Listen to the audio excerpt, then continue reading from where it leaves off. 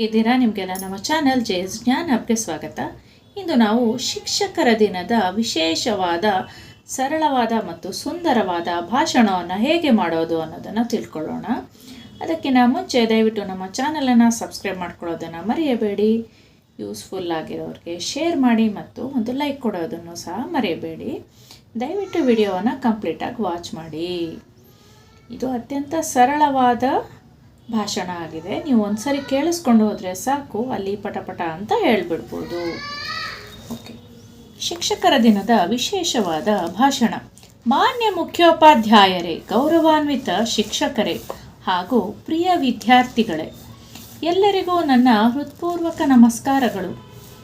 ಇಂದು ನಾವು ಇಲ್ಲಿ ಒಂದು ಅತ್ಯಂತ ವಿಶೇಷ ದಿನವಾದ ಶಿಕ್ಷಕರ ದಿನವನ್ನು ಆಚರಿಸಲು ಸೇರಿದ್ದೇವೆ.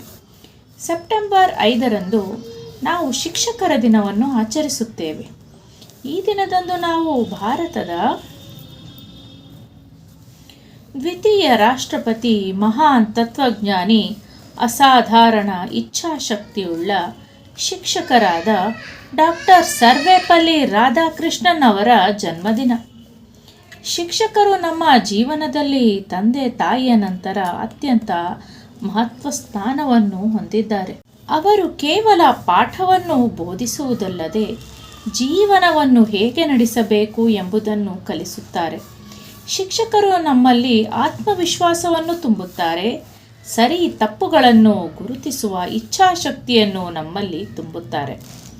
ಹಾಗೂ ನಮ್ಮ ಜೀವನದ ಬಹುಮುಖ್ಯ ಅಂಶವಾದ ಕನಸುಗಳು, ಈ ಕನಸುಗಳನ್ನು ಸಾಕಾರಗೊಳಿಸಲು ದಾರಿದೀಪವಾಗಿದ್ದಾರೆ.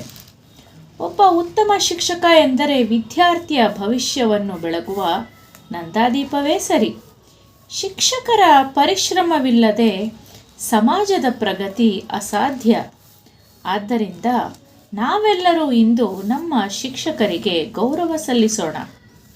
ಅವರ ತ್ಯಾಗ, ಸೇವೆ ಮತ್ತು ಸಮರ್ಪಣೆಯನ್ನು ಕೃತಜ್ಞತೆಯಿಂದ ಸ್ಮರಿಸೋಣ. ಕೊನೆಯದಾಗಿ ನಾನು ಒಂದು ಮಾತನ್ನು ಹೇಳಬಯಸುತ್ತೇನೆ. ಒಬ್ಬ ಶಿಕ್ಷಕ 1000 ಪುಸ್ತಕಗಳಿಗೆ ಸಮಾನ. ಆದರೆ ಒಬ್ಬ ಉತ್ತಮ ವಿದ್ಯಾರ್ಥಿ 1000 ಶಿಕ್ಷಕರಿಗೆ ಹೆಮ್ಮೆ. ಎಲ್ಲ ಶಿಕ್ಷಕರಿಗೂ ಶಿಕ್ಷಕರ ದಿನದ ಹಾರ್ದಿಕ ಶುಭಾಶಯಗಳು. ಧನ್ಯವಾದಗಳು.